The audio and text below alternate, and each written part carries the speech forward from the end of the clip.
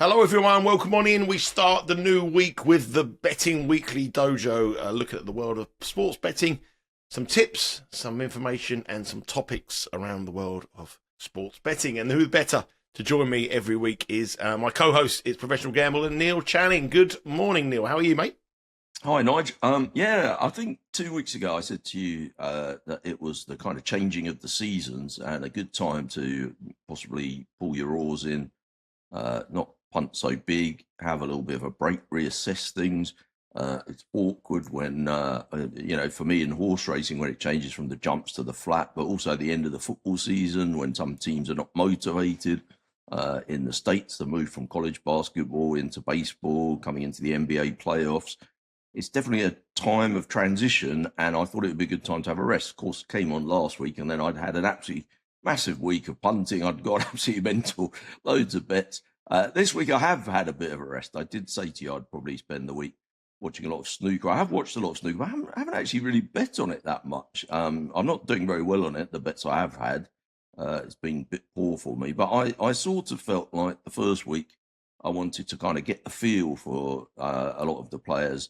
Haven't been watching as much snooker in the last year as I normally do, and quite a few of the Chinese players I wasn't so familiar with their current form, and I wanted to kind of let it bed down. And I feel like now I've watched enough, and this week coming up I'll probably get more involved. But so far the bets I have had have been pretty bad. Lots of seeds have got knocked out. The main two guys, Judd Trump and Ronnie O'Sullivan, absolutely flying. But lots of other people got knocked out. Mark Selby was a big name, who's now missing. He would be one that I would like. I like those grinders against the flary players. I think the market tends to get a bit carried away with the flary players and doesn't really value the grinders as much. So I'm sad to see a grinder out early on. I haven't watched one ball potted of the World Snooker Championship. Well, you're lucky there's a whole other week to come. You've got plenty of time. My snooker days are gone. I've had a good week on the football, though. You talk about transitions and changes. The motivation for it. I think I had 7 bets at the weekend on the football, 6-1. So I mean, that's interesting because I know you're not such a big analytics guy. And at this time of the season, when we're using the expression, on the beach, teams that have kind of got no chance of being relegated, no chance of being promoted. Yeah, sure, there's money considerations for, coming 11th instead of 12th. But generally speaking, it's hard to get the players bothered about that. Do you feel you're better at assessing that than the market generally? I mean, I kind of always feel like the must-wins are over fancied by the market against the teams that don't really have to try. The market generally goes too much that way. And so I wonder why you're doing well on it, because I feel like you're into that kind of thing. You like to bet the must-win teams against the not trying teams. Yeah, I think this month's actually been my best month of the whole year. August is always a really bad month. September's a pretty bad month, and then do all right around Christmas. But this month's been my best year. My best month of the year. Hasn't been a very good football season. I must admit the futures have been really poor. But I think there's a lot of motivation for players, and you turn around, it's the teams that have got nothing to play for, and teams have got something to play for. One of them I read completely wrong. Stoke on Friday night against Sheffield United. I thought Stoke needed to win to stay in the league. Sheffield United obviously just missed out on automatic promotion. They saved themselves for the playoff. That was a 2-0 win to Sheffield United. But I suppose from the odds, what you're looking at, you look at Stoke and you think to yourself, well, if this match was played 3 weeks ago, Stoke at home would be plus 350, plus $4. I was betting at plus 150. Now, that's a huge, huge move, and people would turn around and say to me, you're crazy to do that. But I just thought the fact that the season's been such a long season for Sheffield United, that they've been in contention throughout the season, and then they just agonisingly missed out, and they've got to lift themselves up with 2 matches to go. The managers for playoffs, the manager doesn't want any injuries. I thought that was a price move, that the incentive for the other side to win was so big to stay in the division. And Stoke have been good at home as well. There was form to back it as well. So I lost on that one. And then at the weekend, I bet Crawley. They won at even money. And now they should probably have been, again, I would say about plus 160 if it was a match that meant something. But there's a lot of factors behind it. So the manager left Crawley. He went to MK Dons. He was a hero at Crawley. He's come back. All the players are playing at a different level, and they need to win as well. But the fact that the manager returned as well made that a bet as well. How do And how do probably you this current put a version. number on those things though? Because like, say for example, you say, okay, this would have been plus 170 2 months ago in a kind of normal situation, and it's even money now. Uh, like, could you say that all those factors are worth kind of 50% of the price jump or 100%? I don't know. I find it very It's hard very to kind hard. of put a number on those things. It is very hard, but there's certain, the fact that if it was just like a team needing to win to stay in the division and another team nothing to play for, I think that's factored in very, very small, like, a little bit. There is incentive to do that. But then the fact that the new managers come back, or a team's got a new manager with 6 matches to go, and he's been given a huge cash bonus if he stays in the division, and incentive to spend money next season if their team is, that makes it a little bit more of a case. I don't know the exact number, but you look at I the guess teams with those things, they're less. The market as a whole is less likely to be aware of that stuff. Whereas obviously, everybody knows that so and so team needs to win to stay up or whatever. That's pretty obvious, and like everyone's going to know that. So that's in the price. But I just, also, I don't. if you look back at I if you just look feel back like at the teams with the go on, sorry. sorry, no, I just said if you look back, we've talked about sorry there. If you look back at teams that have got nothing to play for and look at their starting 11 in the last 3 matches, you see a lot of players that haven't been in that starting 11 when they were going in the middle of the table. So a lot of teams, especially League One or League Two, will put out a lot of young players, give an opportunity to play League One, League Two football. There'll be there's a huge turnaround in League One, League Two. Players will move. They have a new squad at the end of the season. Some of the players will already know now that they're not going to be involved for next season, so they probably won't feature. And then you've got these youngsters coming in. So I think if you look at the teams with nothing to play for, look at their starting 11 compared to the starting 11 2 months ago. If there's 5 or 6 different changes and a couple of their better players aren't playing and they're bringing in the kids, they are certainly on the beach and are looking for head for the next season and just give these youngsters an opportunity to get some league experience, and that's another thing that I like to do as well. Presumably, I'm not like a huge football punter. Presumably, like a lot of these changes come earlier in the prices, come earlier in the week. If you can sort of guess which teams are going to put out weekend sides, presumably there's opportunity to beat the prices or the off prices. Yeah, but the trouble is the market isn't very big. I mean, you could get a small wager on, but you couldn't get a significant wager on the early days. You have to wait really if the market's solid on match day. But the line doesn't move a lot, especially in English lower leagues. I mean, it doesn't really move a huge amount. And obviously in the Premier League, it takes a huge amount of money to move. So that, most pro bettors. I mean, I'm a decent sized bettor. I wouldn't say I was a pro bettor, but most pro bettors will be betting on the day of the match. But the way this football season has gone now, there's a lot of teams with nothing to play for, teams with everything to play for. Virtually every match at the weekend, this weekend in the playoffs, teams in the playoffs, they're playing each other. It's unbelievable. So teams who are like bidding for automatic position, like League Two, the players are playing each other. Wimbledon need a win against their final day to get in the playoffs. They play Grimsby, and if Grimsby beat them, they take the final position. So Middlesbrough play Coventry, which is another huge match for the playoffs. So it's got to the stage now where all the teams with nothing to play for are probably playing each other.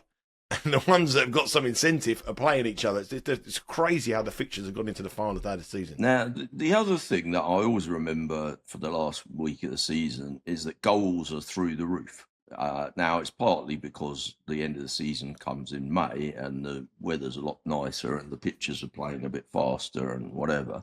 But it must also be to do with motivation, that kind of thing. Presumably, you feel like the games where the goals could, go crazy, and you could have a fabled 3-3 draw, or even a 4-3 or whatever. Those kind of games are more likely to come up in matches where neither team have got much to play for than in matches where they're both off for their life. Definitely, yeah, and I've anyone who's followed me over the years, they'll know that my final day of the season is the old 3-3 trick, and I always take the matches away where there's teams who've got nothing to play for. Sorry, the teams who've got something to play for. So teams going into the playoffs, teams avoiding relegation. I take them out of the equation, and I have a little bit on 3-3 draws in all the matches where. So what's the nap for the? Have you got it ready already? Do we know what I haven't this even looked yet. weekend's- Neil, I haven't even looked. Dear, I'll post something on Twitter or I'll get something. Okay. But I think if you look, saying I mean, that, I I'd can make ask, a great I can argument. I can get ChatGPT to do it for me if you want. Well, I don't need to ask you. Well, you can ask them, but I ditched them on Wednesday. I looked at their I looked at their best bets for the racing. We had a really good day after last week's chat on the Monday. It was pretty good, quite solid. 2 very close seconds on horses and 1 winner. And by Wednesday, I got rid of that. That theory of making it rich has completely gone by the wayside. Just going back to your point, I'm just trying to look here. I'm looking at the fixtures from Saturday in the football leagues, and I've just got into League 2. I'm looking at League 1 now. But in League Championship and League 1, if you look, there was 8 matches where 8 of the sides had literally nothing to play for, and the other 8 had a huge amount to play for, and a lot of them would have been underdogs. So like Plymouth were away at Preston. Plymouth were fighting for their life. Preston obviously were okay now, but they've been brought into a relegation battle as well. Plymouth went there and won, and 6 of the teams that needed to win won at the weekend, and 2 didn't, and that is in the Championship and League 1. And the 2 that didn't win were Cardiff, who needed to win at home. They got a 0-0 draw, and Middlesbrough, who also needed to win at home to Norwich. They got a 0-0 draw as well. So the 8 sides where you could argue, the 8 matches where you can argue a case that one team was absolutely fully motivated, and the other 2, and the other 8 sides weren't motivated. The 6 would have won for you, and 2 would have lost. So.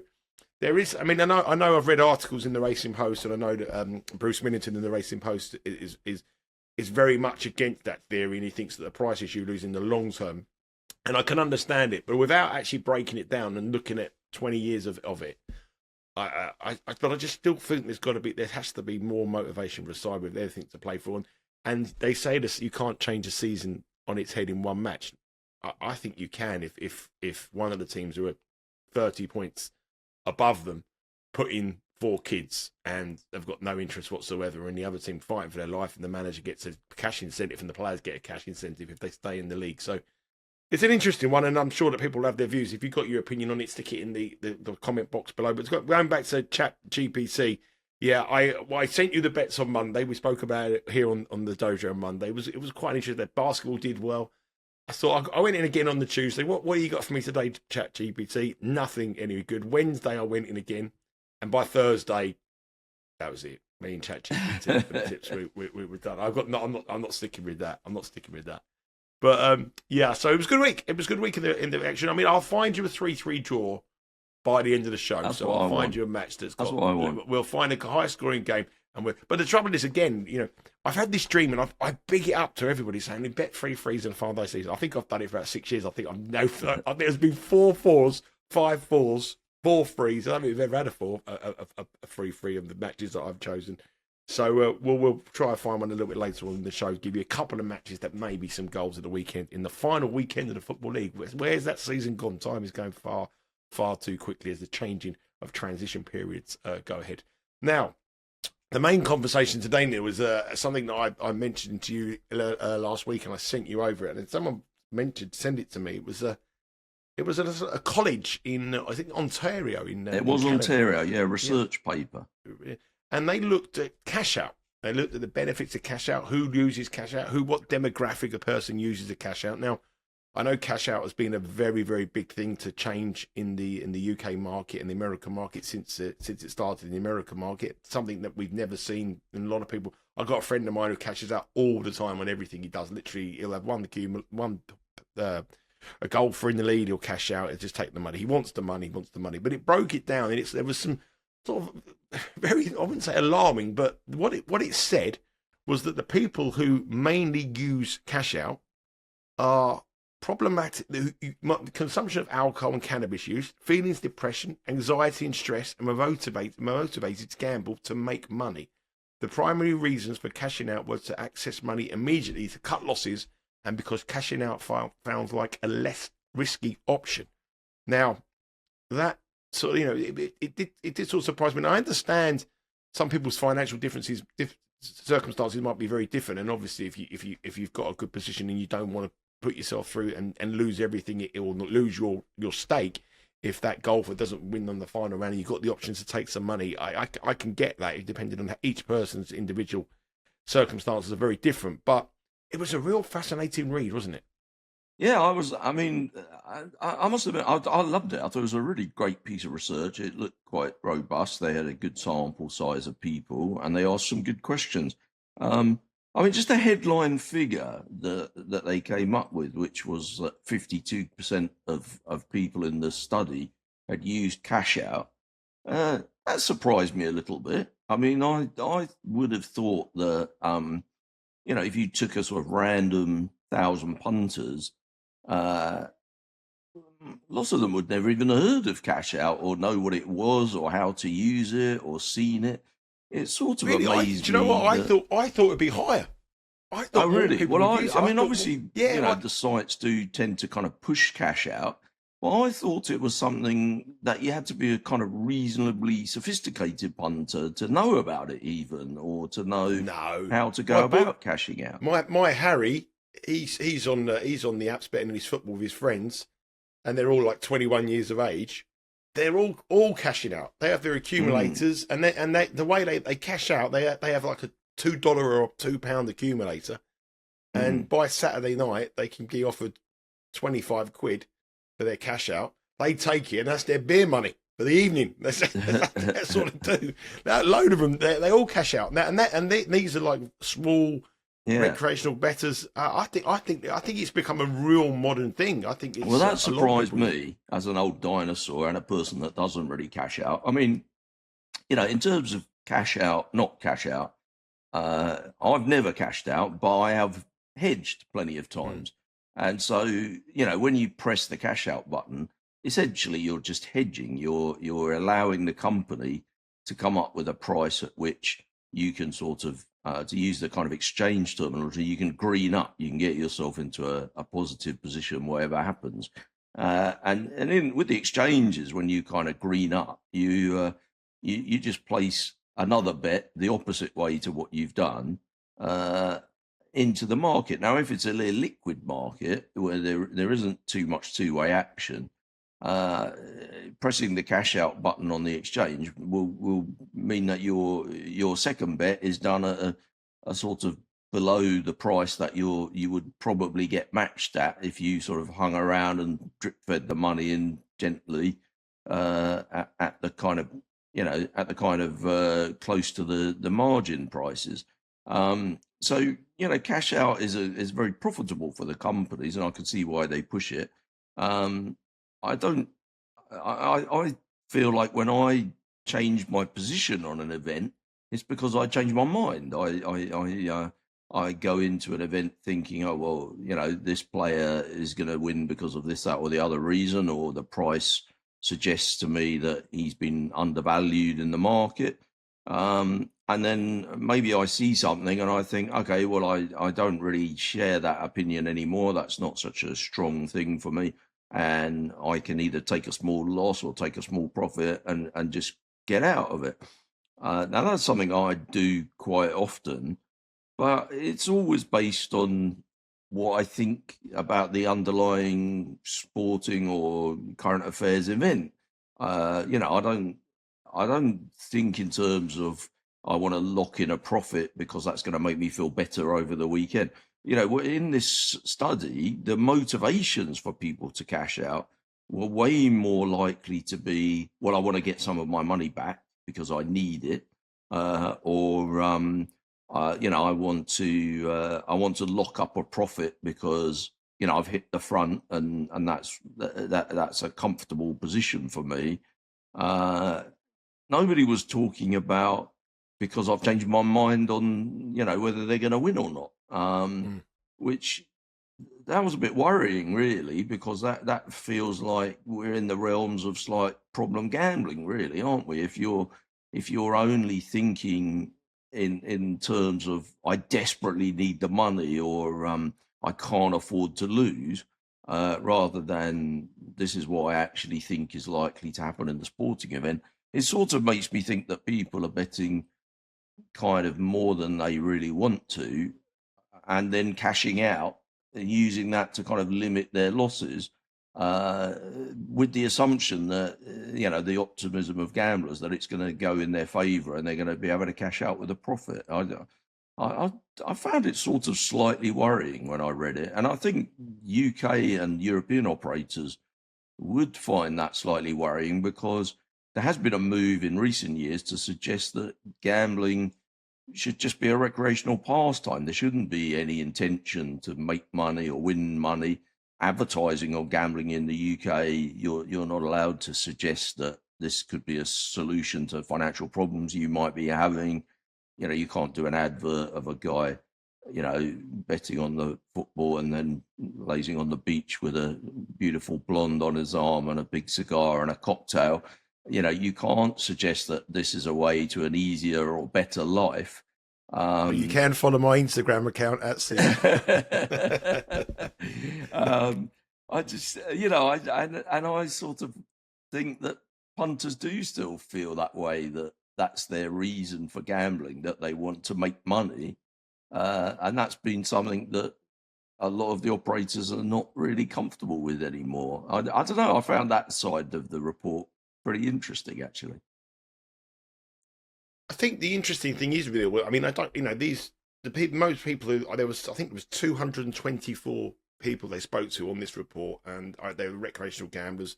But I don't think anyone would really know about the price. I mean, referring to like my son and his group of mates, and these ages were sort of, obviously it's an American sponsored podcast, but some of these were 18 plus, so these were guys who all over the place who were wagering. A 20-year-old or 21-year-old guy betting on a parlay for the weekend would not have any idea whether the cash out was value to him or the cash out wasn't value to him. He would have no idea in terms of, well, I think that I bet them at 5-4, but now so and so's out, I'll make them or plus 125, and now so and so's out, I'll make them a plus 150, because that they would not have any idea about that. They're just, all they would look at is think, well, I've been offered 50 quid. I've got a tough week coming up. I might as well take the 50 quid and not think, well, if we kept it, we would have won 200. So the idea of them turning around saying, I'm not betting that because the algorithm that I've got has told me that this is a good bet, is far-fetched. It's all about here and now. And we live in a world where everything is instant. You take a picture, it's 30 seconds later, you send it to your mate from the other side of the world, he sees your picture. You put it on social medias, and cash out has come in right at the right time where everybody wants paying. They want immediate paying. If you're in the money, it's in your account in minutes. It's funny you say that, because there were a couple of things on the demographics that I found quite interesting. First of all, not related to what you just said, but I don't know whether that was surprising. The percentage of people that had used cash out, 79% of men had used cash out ever, and only 20% of the people out of the people that had used cash out in the survey, 79% were men and only 20% were women. 1% didn't identify either way. But I sort of, that was not a hugely surprising thing to me. I kind of felt like women punters are more likely, I don't mean this to be sexist in any way, but I think women punters are more likely to be recreational, less experienced, newer to the game, because 10 years ago, there were way less women punters than there are today. And so by definition, if you're a woman punter, you're likely to be less experienced, I think. So that didn't surprise me too much. This was more surprising. Of the group of people that had used cash out, 66% were either married or in a common law partnership, whereas 33% were single. I see, from what you've said there, your son and his mates, they're using cash out because they're in that sort of instantaneous society. They want to get their money for their beers over the weekend. They bet small 16 parlay, $5, and then the second one team's won, they want to cash out and get back $20. I sort of this number, 66% married, 33% single, suggests that married people who are possibly naturally more conservative, they have bills to pay and families to look after, are much more likely to not want to have volatility in their betting, to say, the second I hit the front, I'm taking that and locking it in. Whereas younger people who don't have anyone to answer to are much more likely to say, okay, well, we're just going to let it roll. If it's going wrong, we're going to hope it comes back. And if it's winning, we're just going to assume that it's going to win. So we don't cash out. I don't know. I wonder, did you read that into it, or am I overly analysing that one Well, number? I think it's very difficult to find out the ages of these, but the ages of them is very, very important, because I suppose when you're a young man and you're married and you just have a young family, you're watching every dollar.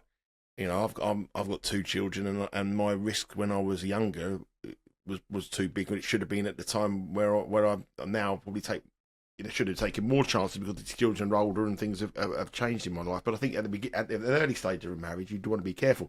I think it's quite funny, because the more married men are cashing out, because they're probably protecting themselves from the wrath they're going to get from the missus. The missus, if they ever lose it, they probably know they're going to get more trouble from her. There speaks a man with experience. But yet the women won't cash out.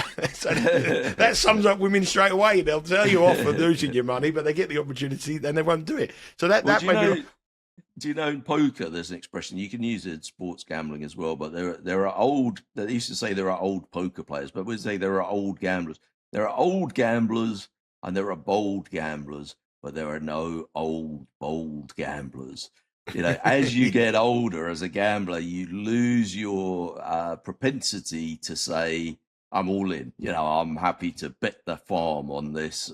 You become much more risk averse as you get older. Otherwise, you're out of the game and you don't last. And I think there's an element of that, and that might explain the higher proportion of married guys, using the cash out. I don't know. Yeah, I think that the guy. I mean, I've never used a cash out, Neil. I've never ever hit the cash out button. Because my online betting experience is with hasn't been with any of these companies that offer cash out, because I haven't got an account with half of these companies, all these companies. So I've never used cash out anyway. I have hedged. I always make this joke about hedgings for gardeners and all this kind of stuff, which I think long-term hedging is. But there is opportunities that offer, and it all to me depends on my financial situation. If I was a young man with 2 young children and I had the opportunity to take the month's mortgage, I would probably take it at a young man. As I've got older, I probably wouldn't take it, because I'd look at the value of the bet. I think to myself, what should I take the value? And obviously the cash out, what you're getting is no value whatsoever compared to what you could do in other ways if you can trade out of a position. I have traded out well. You've reminded me that in an early dojo, we discussed Man City and their current bad form, and how we should oppose them in the futures market, because we felt like the FA Cup futures market hadn't really been updated to cope with the fact that they'd lost 3 or 4 games on the spin. And we both tried to find a couple of long shots. I didn't cash out my Nottingham Forest at 40-1. It was a 1/2 odd, so they were 20-1 to make the final, and they lost in the last 4 this weekend. No cash out for me. Maybe if I was actually a little bit more married and a little bit older, I don't think that would have made any difference, to be honest. I don't think it would have. I think you're either a cautious person by nature or you're not. I think it's how you. But the one thing that the social implications of it, and the other things that they said, high dependencies and various different things. I thought that was really fascinating, and that probably goes back to someone who would want money quicker, get the money quick, and then everything was about an instant. It was instant hit. They want the money, they get the money out, and then go on and do the stuff with it, and probably. But what about this other point that I thought the most interesting thing about it was the motivation for the cash out, that was all to do with, I want to break even, I don't want to lose all my money, I want to take it because I've hit the front. It was talking about people who are going into the process of gambling with the intention of winning money, making money. Now, we talked last week a bit about the Europeanization of the American sports betting market, and I think a lot of people in America rue the day that the big UK-based corporations came over and took over their sports books, because they say, well, it's all to do with same game parlays now. It's all to do with pushing people to do lots of small bets on 20 team parlays. They're broadening out the amount of what they would call the amount of product available. There's, you can bet on 273 different things in one soccer game now. And, 10 years ago in America, a soccer game would have, you'd barely have two different options on what you could bet on. But punters that want to bet sort of 3,000 on a soccer game, less welcome now in in US casinos.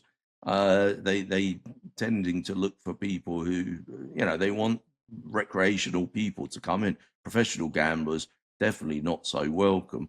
Now in the UK, there's been some controversy in the last few years about some bookmakers changing their terms and conditions. And sometimes I've seen expressions like, this account is for recreational purposes only. It shouldn't be intended as a way of making money.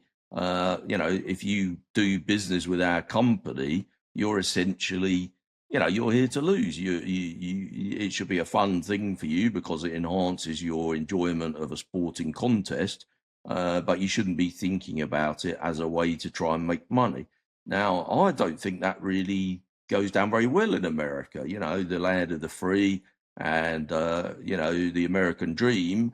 Come there with your small stake and you can end up, being a billionaire and becoming the president. I sort of feel like the Americans won't really be too keen on that idea that betting should be recreational and just a sort of entertainment product. And I think looking at this survey, this was in Ontario, it wasn't in America, but the gamblers in the survey seem to be suggesting that the reason they use cash out was in order to massage the way they bet in order to try and make a profit. Now, the other thing that I find interesting about that kind of debate is obviously I have a bit of a background in poker, and in the poker industry, we have a situation where professional players provide liquidity into the market. They start games, they keep games going for a long time. They online, they play multiple tables, and therefore the operators kind of like them because they pay a lot of juice, they pay a lot of rake to the house. But on the other hand, now there's a three-legged stool poker. The second leg of the stool is the house who provides the games, and they have to take a profit. They take a rake out of each pot. And the third leg is the recreational punters. And if there were no recreational punters playing in the games, well, then there would be no professionals. It wouldn't be worth their while. The games would just end up being dog eat dog, professional on professional. So they have to keep all three going. But what the professionals need is for the operators to spend money advertising and bring in more recreationals. But also it's easy for the operators to attract professionals in order to get their games more liquid, run more games, have them run longer, and make more money. So there's a fine balance between the three. In bookmaking and betting, we have a situation where you get these super whales. We know the names of 3 or 4 of them in the UK, some of the biggest punters in the world, and in America, people like Billy Walters, huge punters. And sportsbooks generally would say, well, we can only really support their business if we have hundreds and thousands of $20 punters taking the other side of the games that they want to bet on. But that involves the operators having to advertise for those kind of punters in order to kind of feed these massive sharks. And that turns out to not be a profitable business plan for the operators. And much better for the operators is to just get rid of those people now and ban them from betting or restrict them heavily on what they're able to do, or just make it hard for them generally. But now you get the question of, well, shouldn't it be a kind of aspirational thing? If I'm starting off as a new poker player or a new sports punter, shouldn't I think to myself, well, I could potentially end up as good as Tony Bloom or Matthew Benham or Billy Walters, and I'll end up becoming one of the best gamblers in the world because I work hard at it and I put the effort in. And I feel like that dream is being slightly taken away. And I feel like this, I might be reading too much into a one paper, but it just interested me that the punters that were interviewed in this paper definitely still feel that betting can be about attempting to win money. And I actually think the motivation of most punters who go into sports betting is to feel like they have a chance of winning money. I don't know. What do you think about all that? Well, cool. But also, I mean, it's ludicrous that anyone's suggesting that people come into sports betting as a hobby. People come in to win money. That's it. They think they've got an edge. They think they're better on a certain sport, and their intention is to show at the end of the week they earn more money than they've got went in the week with. Anyway, why would anyone have a hobby and just say, "Oh, I've had a really good week this week. I've lost 300 quid. I've had a great week. I mean, but I've really enjoyed it." It's rubbish. You people come in. You don't to think? win money. I mean, your son and his mates. I mean, surely slightly it's to do with going down the pub and watching the football and just having. Yeah, but they're the talking about more one. fun when they've had a bet on it. Yeah, they're having €1, but they want to win. They don't just put €1 on hoping that they don't win. But if they're they having don't, fun, they want to win. Probably most of them don't. Presumably, they feel that kind of expenditure is pretty similar to going to the movies or subscribing to Netflix. It's just an entertainment. Yeah, just a bit of fun. It's exactly the same, but they of course they want to win. But you go to the racetrack, you're cheering on a horse. You want it to win. You feel excited as in the race. You the idea of picking up that cash from that. It's you want to win. You don't go there. Bit of fun. I think there's a difference between wanting to win and having an expectation that this can become a profitable hobby. If I am a sort of casual, but there is a certain amount of people who are though. There is a different the whole of when the model come over here on the exchanges come into the UK market. The model was, I was told, was the model was always to get someone starting off as a 5% account and bring them down to 2% account, which basically meant they had to bet levels to get them down to a level from 5, 4, 3, 2, and then they would be a premium account holder, and that was what the incentive with the better was to do. The idea was to bring them down to 2% over a period of time. Where that model was wrong, and I still think it's wrong, I think the guy who bets the smallest should be on the lower percentage, and the whale should be on the bigger percentage. That I think that gets. Well, I think everyone would agree with that now. That that was where it was wrong in the poker market. They realised some time ago that they were rewarding the professionals too much and not rewarding the amateurs. And what the market needs is recreational money to keep the whole machine oiled. Obviously with the exchange model in the UK, they came up with premium charges to cope with that problem of the ecology of the market. I think, and now with the recreational sportsbook model, they've gone with the other thing, which is just to kind of remove the big winners or to not encourage them. Obviously, by definition, if you're a big winner, you're going to find ways to get around that, though, and you're not going to be interested in being removed when you can make a lot of money.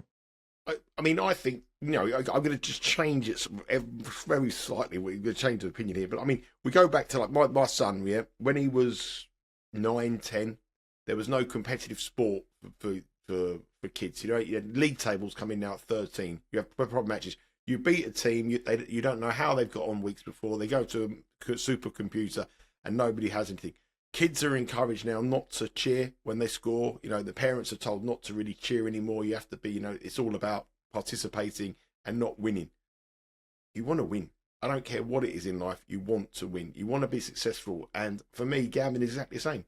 You have fun of it. You have fun losing. You watch a match. It's a great match. You've had a bet. You on it. But ultimately, you want to win. And if anybody's saying that the gambling industry now, people they're not really want to win. Go to every single high street bookmaker. Everybody in there wants to win. Not saying they're capable of winning, but they all go in there thinking, right, If I've got 20 quid, I've got 50 quid. If I can double this, I want to win. And I don't think most of them guys going in there losing have had that much enjoyment. I don't believe it. But I think the small ones, the $1 parlays and all that, yes, I can understand that be a bit of enjoyment. Go down the pub, watch soccer Saturday, see the goals going in, and if they lose £1, no problem. But anyone who's betting $5, or you want to win. I think we all want to win, don't we, Neil? We do. Well, obviously, I want to win. I want to eat food each day, and I pay the bills. But I don't know. I mean, I clearly, 52% of people in this report are using cash out, which is probably a losing proposition for them. But their motive for doing it is because they think it helps them to win. So I think. Yeah, I don't know.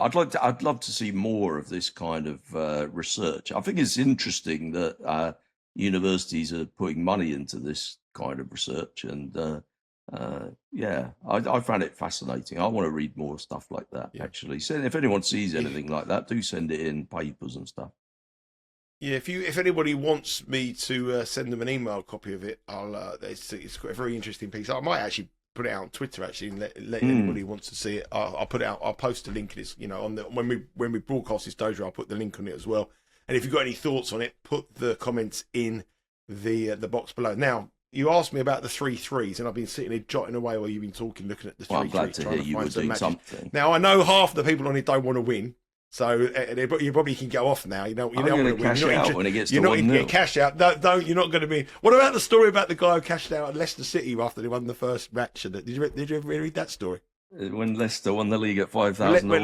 When Leicester won the league at 5,000, some guy had £10 of them to win the league, and the first game of the season they lost. Presumably, I think he took about £4.50 or something. Yeah, and he cashed out. Oh my, that would absolutely destroy it. Anyway, I've broken down some likely 3-3 draws. Now, if you don't want to win, and if you are pen poised, right, I'm going to write them down. First one I've gone for in the championship. I'll give you one high scoring game in each league this week, right? Is there none in the Premier? I want to bet. No, it's not the final week of the Premier League, Neil. We've got 5 more weeks. Oh, we got okay. It's the lower leagues in England. It's the final week. The weather this weekend is going to be beautiful, isn't it? It's going to be a lovely day today. All week's going to be hot. Okay, so that brings goals in. So these are the 3 games I think could be 3-3 draws, likely 3-3 draws. First one, Championship. Watford against Sheffield Wednesday.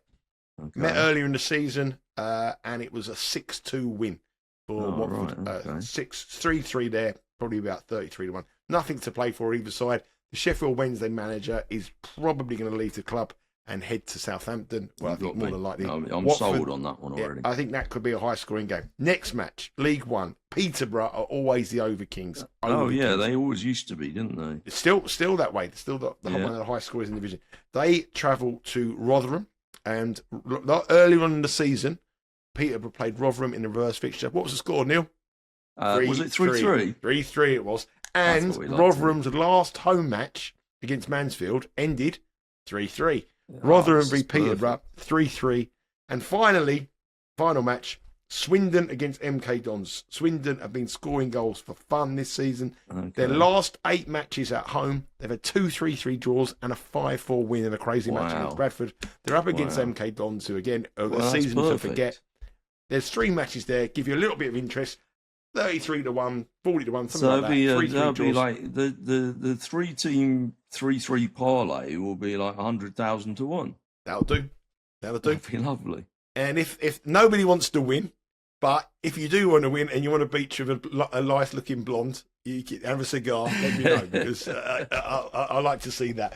I want to win. I want to win, and that's why I'm not. This is just end of season. But I think the goals go up. I think I did a load of work on it a couple of years ago. I think it's like something like 0.6. This is a job for Dan Roebuck, isn't it? Can't we get him doing a bit of work?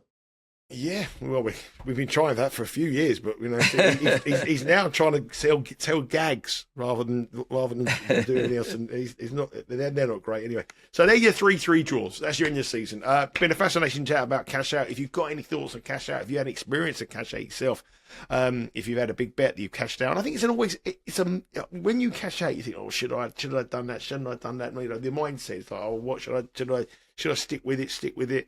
And then when you do cash out, you always forget the ones you were right to cash out, and you always, from the experience I've heard, is everyone remembers the one that they cashed out where they shouldn't have cashed out with a big win, but the ones they forget about is the one they did it right and the team got beat and they got the money.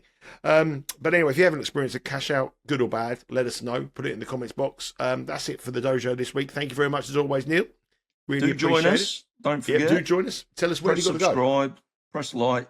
If you want to leave a comment on YouTube, we had quite a lot of comments last week about AI and stuff, but maybe we'll pick some of those up in the future.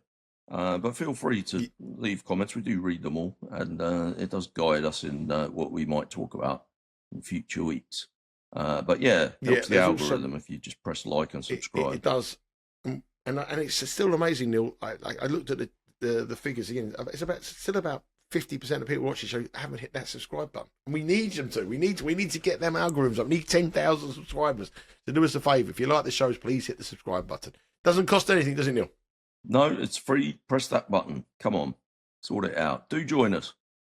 Not only is the dojo, there's a load of content coming your way. Betting Weekly live every day, Monday through to Friday at 11 o'clock Eastern time. 4 o'clock over here in the UK. It is Champions League week and Europa League week. The Arsenal involved in a big match against Paris Saint-Germain. One of the handicapping team will be giving you all the best bets on those matches, as well as all the big betters, all the big bets and all the big moves with Bet Rivers. We also have Betting Weekly Game Bet Match, big tournament over in Madrid at the moment, getting down to the business end. The women's as well next week. And we go to Italy in the countdown for the French Open, which starts next month. As well as that, we have Betting Weekly Premier League and Betting Weekly Extra Time. Both shows were on fire at the weekend, winning lots of cash winners tickets there, and everything is available on the YouTube channel. And if you just hit that subscribe and ring that bell, you'll be notified anytime any fresh content drops.